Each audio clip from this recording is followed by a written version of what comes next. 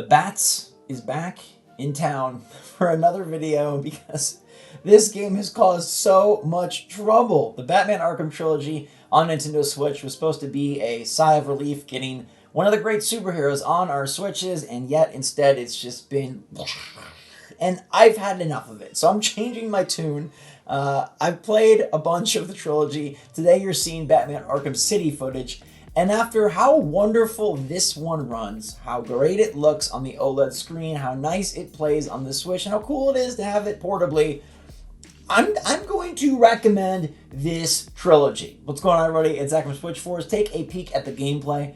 Arkham City probably looks the best out of the franchise on Switch. Okay, Arkham Knight is the most recent game. It is the newest game. It has the most like bells and whistles, but we know that that game is like the evil corn on the cob. Every piece of corn is rotten because the Batmobile frame rate is terrible. It drops to 0 frames per second sometimes, which is unacceptable and I do not condone. But I was looking into the developer who ported this, Turn Me Up Games. You might never have heard of them. I hadn't until I read that, oh, they did It Takes Two on Switch, which was a good port. They did Tony Hawk's Pro Skater 1+2, which was a good port. And they did the Borderlands Legendary Collection, which was like 3 good ports.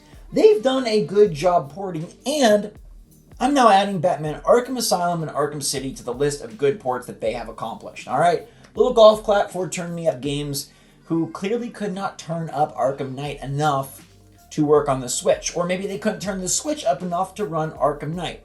Arkham Knight is clearly a problematic game that still has no 60 FPS mode, even on next-gen consoles. It does not have a good launch in its history because it ran kind of butt on all the platforms. It didn't run this bad, but it never like really shined. There's something about this game that really just is ugly.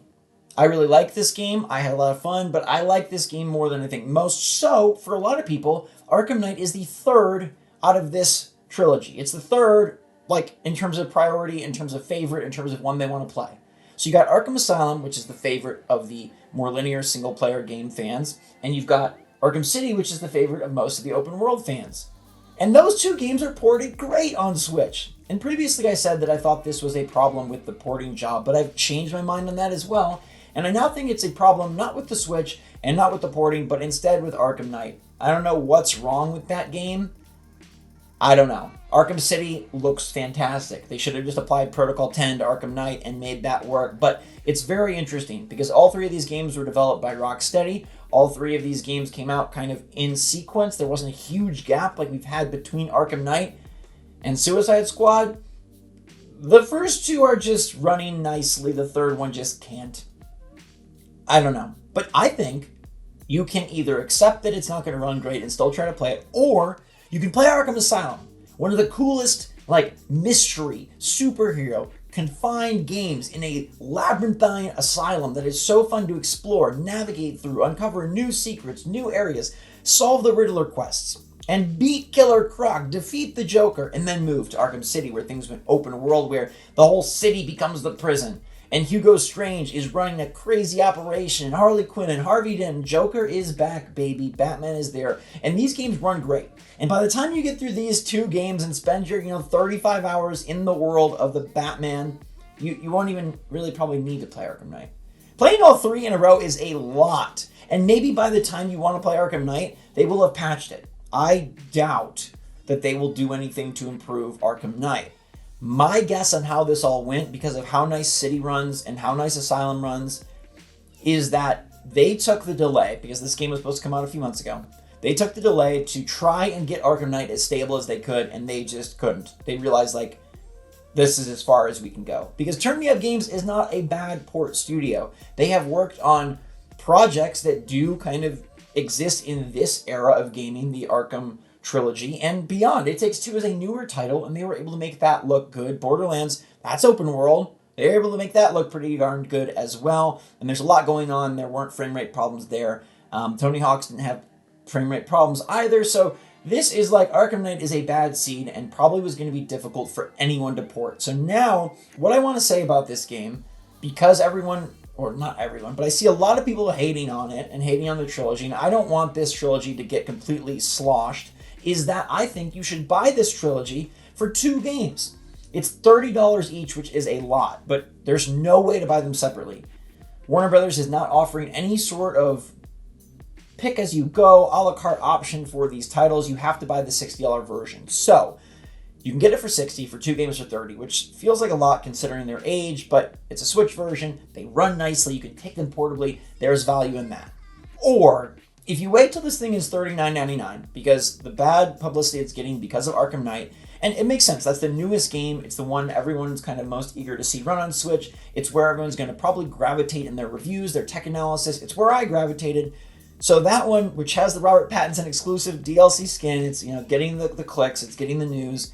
That one is going to be the face of this game, and that one is going to be where everyone says this game is terrible, avoid it. I think once this drops to $40 and you can get Arkham Asylum and Arkham City for $20 each, you are in business. Just forget about Arkham Knight. And if you want to try it out, it is technically playable.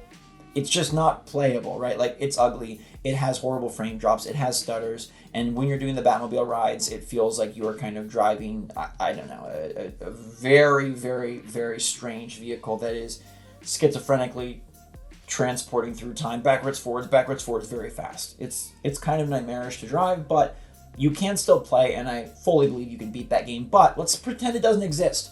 Arkham Asylum is a classic, and Arkham City, I couldn't believe how good this ran. Going from Arkham Knight to Arkham City was mind-boggling because Arkham City is an older game, yet the games do share sort of similarities, right? They're open-world games at night in sort of the Gotham areas. They do have some differences, of course, and they do have different interiors, and they do have different storylines, but a lot of people prefer the Arkham City storyline and how that plays out versus the Arkham Knight anyways. You don't have to worry about any of the Batmobile combat or racing. You just get to be Batman flying around the city, which some people think is a better alternative altogether. Catwoman is there, Two-Face is there, a lot of classic characters are there. It's got a great opener, and the combat feels better than Arkham Asylum, and in this version better than Arkham Knight because there's not as many hitches. So the combat feels as good as it's going to feel. And while I do prefer the Spider-Man combat because it's like 60 FPS, it's crispy, it feels great on a new TV, on a new console, on a new controller, I like Arkham City combat quite a bit. Playing it today, I was like, okay, this is quality combat. I enjoy this. I like this. It feels good. Once you get in sort of the rhythm and the pacing of what Batman combat brings to the table, a little bit different than Spider-Man combat, it feels good.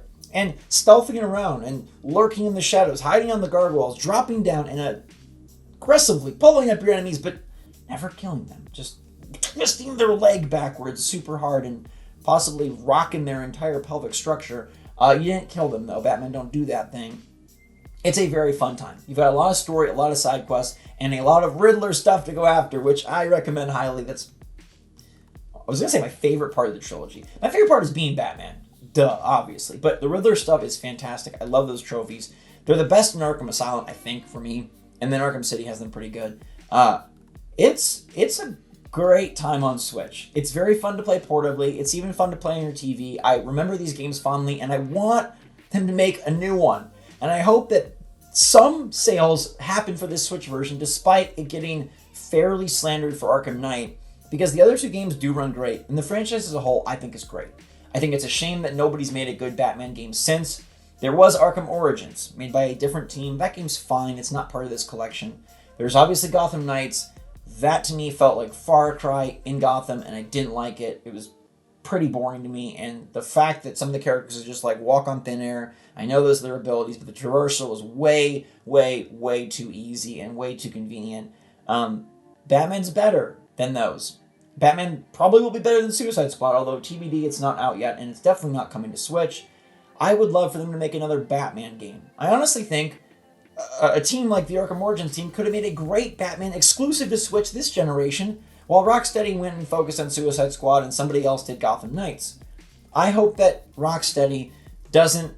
Well, maybe the hate for Arkham Knight on the Switch will get Rocksteady to be like, oh, our legacy is tarnished, we need to come back. I don't know what's better, that it gets a lot of hate and they want to fix it, or that it gets a lot of love and they see that there's value and dollars in making another one. But I think this is a great duology. Forget that there's Arkham Knight, okay? Can we do that? If there was just... Oh my gosh, this tag's been out the whole video. That's embarrassing. And Arkham Knight is embarrassing. I'm sure Turn Me Up Games feels really bad about it, and I wish that they were able to figure out some way to patch it, fix it. make it improved. But my guess is they had a delay and they still weren't able to get it running even remotely great, so they probably just can't. I'm going to say this is an Arkham Knight problem and not a developer porting Switch problem. And in that case, the first two games still deserve their shine. As you can see, they look and run great on Switch. Are they mind-blowing for 2023? No, they're not. But they're classic Batman games, and you can't be Batman anywhere right now. There's no game you can go buy on store shelves that you can be Batman. I don't think there's any game. Yeah, I don't think there's any game you can go be Batman. If you like Batman and want to be Batman, these are great Batman games. Arkham Asylum, Arkham City, just forget Arkham Knight exists. This duology is fun.